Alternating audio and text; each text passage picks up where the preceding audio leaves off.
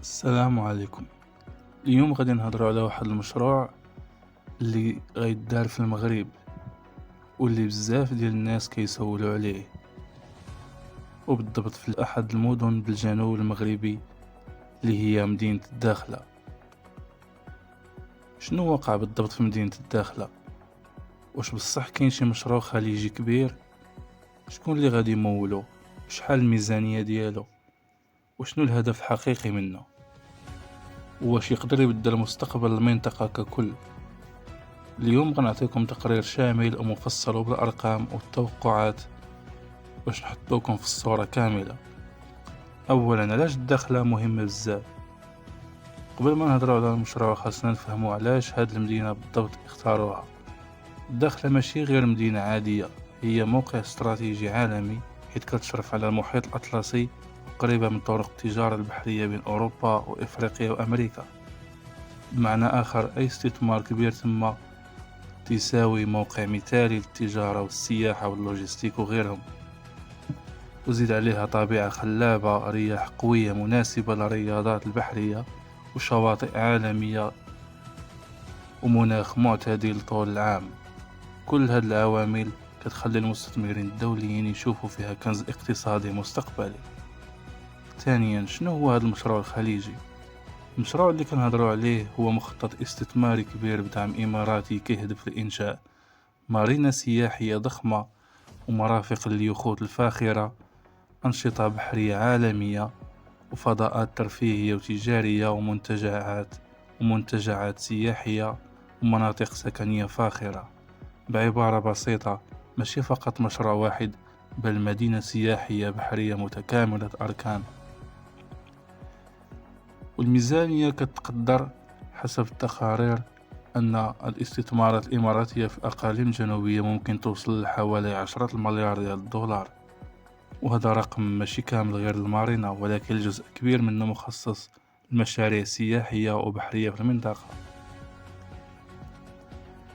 باش تفهم ضخامة هذا الرقم، 10 مليار دولار تقدر تبني بها مدن سياحية كاملة، أو موانئ ضخمة، أو مشاريع طاقة كبيرة. ثالثا، علاش الإمارات مهتمة؟ الإمارات معروفة عالميا بالاستثمار في المشاريع السياحية الكبرى، خصوصا الجزر الاصطناعية، المارينا، والمنتجعات العالمية. السبب الرئيسي هو أن هذا النوع من المشاريع كيحقق أرباح طويلة المدى، ومش غير أرباح سريعة فقط. والاستراتيجية ديالهم واضحة: الاستثمار في مناطق عندها مستقبل اقتصادي قبل ما يكتشفوها العالم. والداخلة بالضبط كتدخل في هذه الفئة. رابعا، الأهداف الحقيقية للمشروع. كاين فرق بين الهدف المعلن والهدف الاستراتيجي. الأهداف المعلنة كتطوير السياحة وخلق فرص الشغل وجذب السياح الأجانب وترويج الاقتصاد وتحريك العجلة ديالو. أما الأهداف الاستراتيجية فهي تحويل الداخلة إلى مركز سياحي عالمي يضاهي أكبر الأقطاب السياحية العالمية، وخلق قطب اقتصادي جديد جنوب المغرب، وتعزيز الربط التجاري بين إفريقيا والعالم، وجعل المنطقة منصة استثمار دولي. بمعنى المشروع ماشي غير سياحة، بل مشروع ذو نفوذ اقتصادي طويل المدى. خامسا، العلاقة مع ميناء الداخل الأطلسي. واش كاين شي علاقة؟ خاصنا نعرفوا أن هذا المشروع ماشي بوحدو، كاين حتى مشروع آخر ضخم قيد البناء اللي هو ميناء الداخل الأطلسي. هذا الميناء التجاري تقدر الميزانية ديالو بحوالي 1.6 مليار دولار، ووصلت نسبة الإنجاز ديالو لحوالي 70% وأكثر. الدور ديالو هو التجارة الدولية، بينما المارينا السياحية دورها السياحة والترفيه. يعني المدينة غادي تولي فيها ميناء تجاري زائد ميناء سياحي واستثمارات دولية، بمعنى مركز اقتصادي متكامل. سادسا، شنو هما التوقعات المستقبلية؟ خبراء اقتصاديين كيتوقعوا أنه في حال نجاح المشروع عدد السياح ممكن يتضاعف مرات ومرات كثيرة، فرص الشغل غادي تزيد بشكل كبير وملحوظ، الاستثمار الأجنبي غادي يدخل أكثر وأكثر، أسعار العقار غادي ترتفع، وكاين توقع مهم بزاف اللي هو الداخلة ممكن تولي واحد من أهم الوجهات السياحية البحرية في إفريقيا كلها. سابعا، تأثير المشروع على السكان. أكيد أن أي مشروع كبير خاصنا نشوفه تأثيره على الناس المحليين، والإيجابيات المتوقعة فأكيد فرص عمل جديدة غادي تنشأ، ومشاريع صغيرة مربحة وتحسين البنية التحتية، طرق ومطارات وخدمات. لكن حتى التحديات موجودة: ارتفاع الأسعار والمنافسة الاقتصادية وتغير نمط الحياة. يعني المشروع عنده فوائد كبيرة، ولكن خاص تدبير ذكي باش يستافدوا منه السكان المحليين. ثامنا، علاش العالم مهتم بهذه المنطقة؟ داخلة ولات محط أنظار المستثمرين الدوليين، حيث عندها موقع استراتيجي عالمي وجذاب، قربها من إفريقيا جنوب الصحراء، واستقرار المغرب سياسيا واقتصاديا، زائد مشاريع بنية تحتية ضخمة.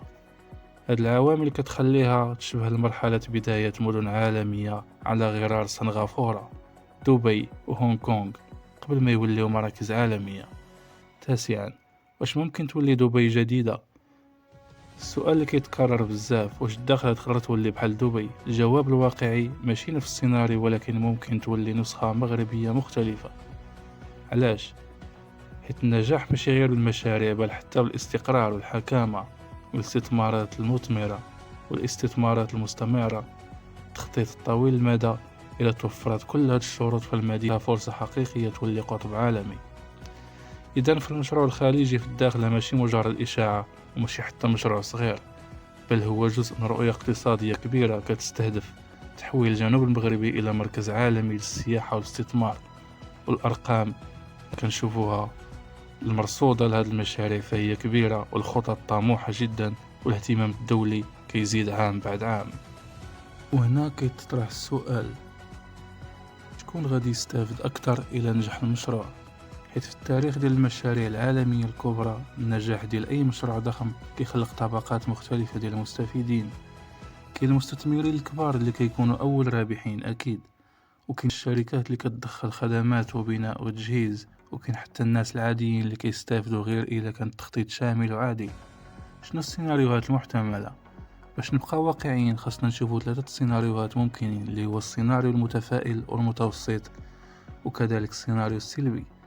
السيناريو المتفائل، وهذا هو اللي كنتمناو، فالمشروع يتنفذ بجودة عالية جدا، والاستثمارات تزيد، والسياح يجيو من العالم كله، فالنتيجة أكيد الداخلة تولي قطب سياحي عالمي، وترتفع المداخيل وفرص شغل كتيرة.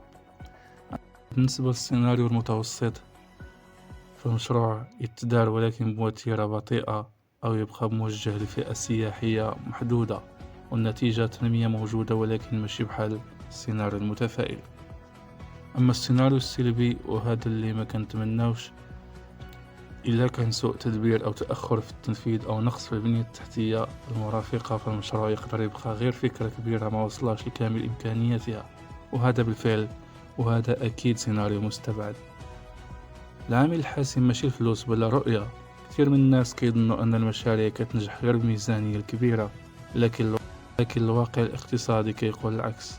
كاين دول صرفات مئات المليارات وما نجحات، وكاين مدن بدات بإمكانيات بسيطة وولات عالمية بفضل التخطيط. الفرق الوحيد هو الرؤية الاستراتيجية والاستمرارية والتخطيط الطويل.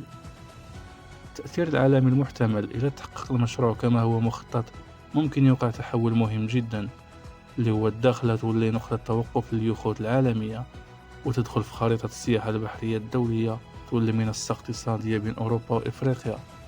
وهنا غادي تولي المدينة ماشي غير وجهة سياحية، بل مركز تأثير اقتصادي إقليمي. والسؤال الأعمق، واحد السؤال اللي قليل اللي كيسولو: علاش المستثمرين الكبار كيدخلوا دابا بالضبط؟